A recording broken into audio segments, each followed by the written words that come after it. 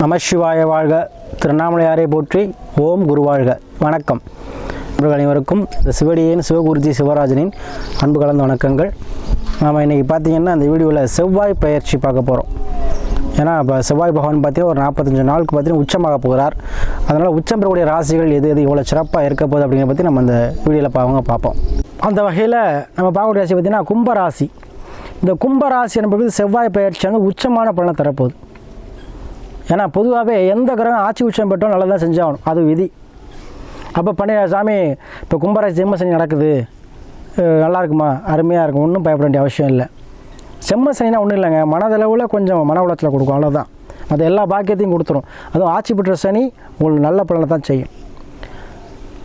ஏன்னா நம்ம செவ்வாய் பயிற்சியை பார்க்கணும்னா செவ்வாய் உச்சமாகிறார். காலபுருஷனுக்கு 10 மகர ராசியில் வந்து உச்சமாகிறார். பார்த்திங்கன்னா வருகிற 5/2/2024 15/3/2024 வரைக்கும் கிட்டத்தட்ட ஒரு 45 நாள் தனுசு ராசியிலேருந்து மகர ராசிக்கு பயிற்சியாகி உச்சமாகிறார். பொதுவாக அந்த கும்பராசி என்பது பார்த்தீங்கன்னா எப்பவுமே ஒரு தனி சிறப்பு கொண்டவங்க, தனி பாதை கொண்டவங்க. எல்லோரும் ஒரு பாதையில் போனால் அவங்க ஒரு பாதையில் போவாங்க, சரிங்களா? எப்பவுமே ஊராக இருந்தாலும் சரி, அவங்க இருக்கிறது வந்து மரியாதை கிடைக்கும், அவங்க மரியாதை எதிர்பார்ப்பாங்க, பிறருக்கு உதவி செய்யக்கூடிய மனப்பான்மை இருக்கும், குடும்பத்துக்காக ஒரு சுயநலமாக இருப்பாங்க. ஆனால் கும்ப மரியாதை எங்கே போனால் அவங்களுக்கு கிடைக்கும்.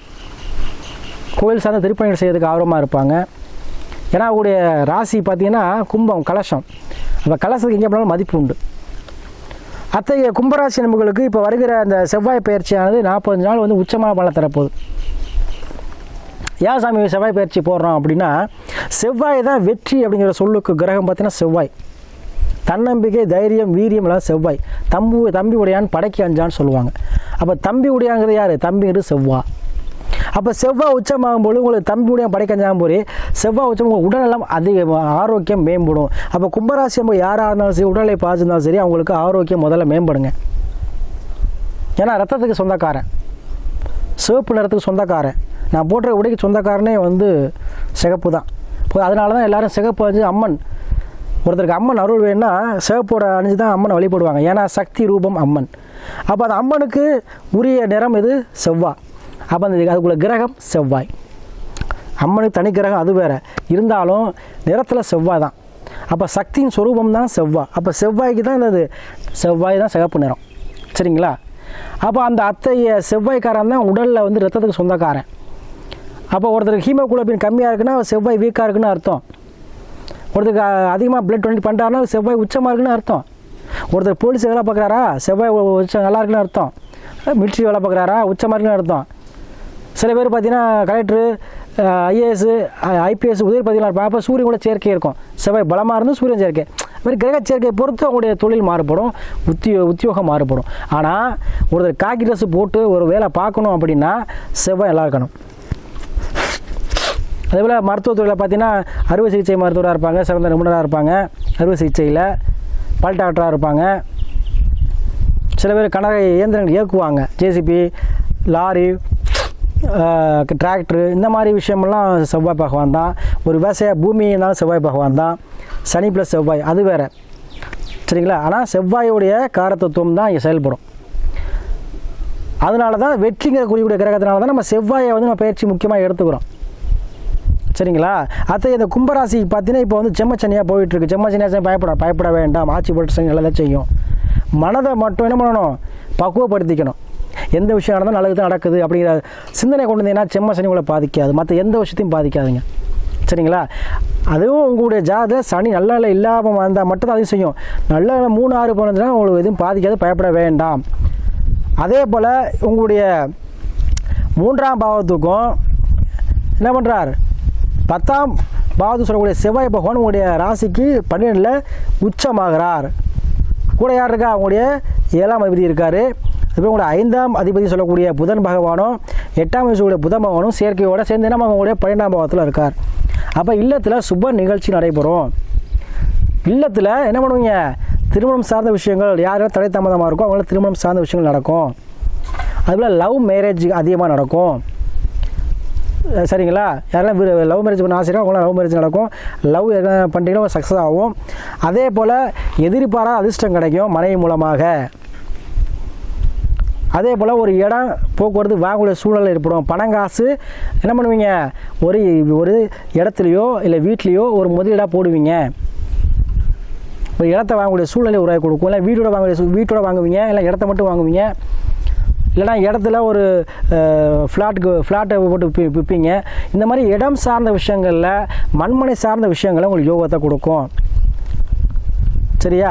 அதே போல் உடல்நிலை ஃபஸ்ட்டு ஆரோக்கியம் மேம்படும். யாரெல்லாம் உடல் ரீதியான பிரச்சனை இருக்குது சாமி, ரொம்ப காலமாக வைத்தியம் பண்ணிக்கிட்டு இருக்கேன் சாமி, சில பேருக்கு பார்த்தீங்கன்னா ரொம்ப நாளாக வந்து வைத்தியம் பண்ணிக்கிட்டு இருப்பாங்க.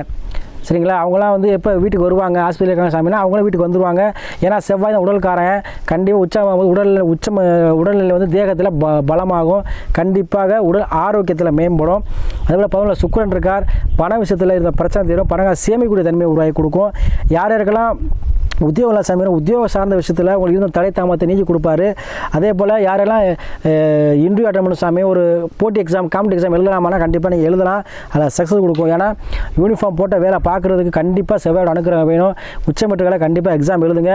யாரெல்லாம் செவ்வாய் பலமாக இருக்கோ அவங்களாம் கண்டிப்பாக நீங்கள் வேலைக்கு போயிடுவீங்க. அதே போல் 2ல் ராகு இருக்கிறனால ஆசைகள் பிரம்மாண்டமாக இருக்கும். வருமானமும் அதுக்கேற்ற மாதிரி அந்த 45 நாள் அருமையான வருமானத்தை கொடுக்கும்.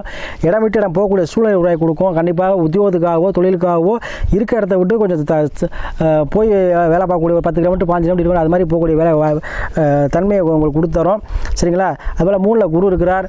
கண்டிப்பாக முயற்சிகள் அனைத்தும் ஏற்படும். உங்களுக்கு திருமணம் சார்ந்த விஷயத்தில் இருந்த தடை தாமதம் எவ்வளோ பிரச்சனை இருந்தாலும் சரி, எவ்வளோ தோஷமாக இருந்தாலும் சரி, கண்டிப்பாக நிவர்த்தியாக திருமணம் நடக்கும். ஏன்னா சில சொல்லுவாங்க செவ்வாய் தோஷம் இருக்குது, அதனால் வந்து திருமணம் தலையிட்டே சாமி சொல்லுவாங்க. என்னையை பொறுத்த வரைக்கும் அனுபவ ரீதியாக சொல்கிறேன், செவ்வாய் தோஷங்கள் ஒன்றும் இல்லவே இல்லை. செவ்வாய் நல்லா இருந்தால் மட்டும்தான் ஒரு ஆணோ ஒரு பெண்ணோ தாமதத்தில் ஒரு மகிழ்ச்சியான நிலையை அடைய முடியும். அதனால் செவ்வாய் கேந்திரத்துலையோ திரியோணத்துலையோ அவசியம் இருக்கணும். சரிங்களா? நம்ம ஜாதகத்தில் ரூல்ஸ் இருக்கிற மாதிரி 2ல் இருந்தால் தோஷம், 4ல் இருந்தால் தோஷம், 7ல் இருந்தால் தோஷம், 12 தோஷம், அதெல்லாம் தோஷமே கிடையாது.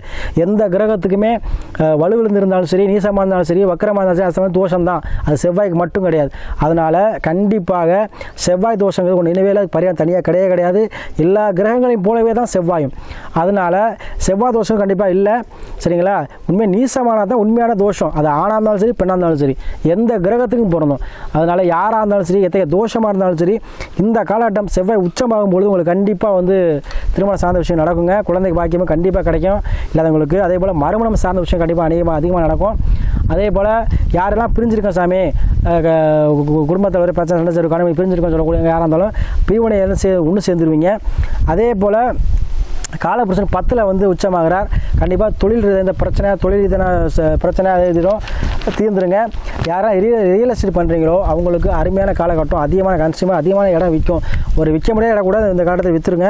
அதை இது பண்ணிக்கோங்க. அதே போல் இந்த ராசியில் பார்த்தீங்கன்னா மகராசியில் தான் உத்திராடம், திருவோணம், அவிட்டம். இப்போ உத்திராடத்தில் போகும்போது அரசு சார்ந்த அனுகூலம் கிடைக்கும்.